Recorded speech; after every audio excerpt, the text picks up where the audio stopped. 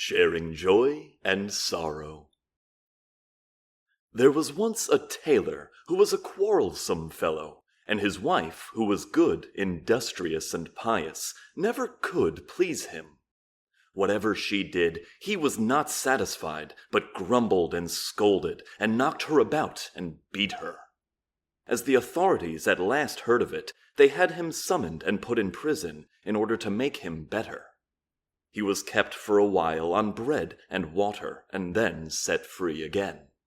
He was forced, however, to promise not to beat his wife any more, but to live with her in peace and share joy and sorrow with her, as married people ought to do.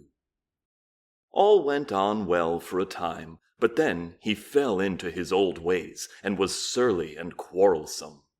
And because he dared not beat her, he would seize her by the hair and tear it out.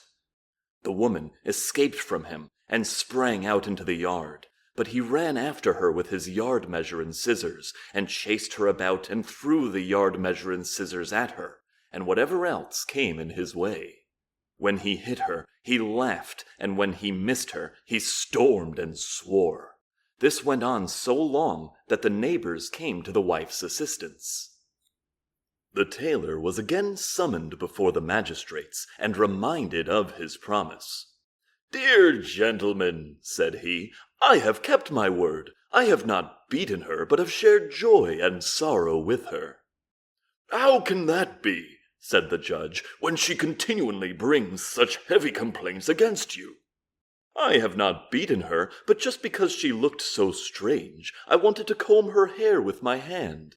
She, however, got away from me, and left me quite spitefully.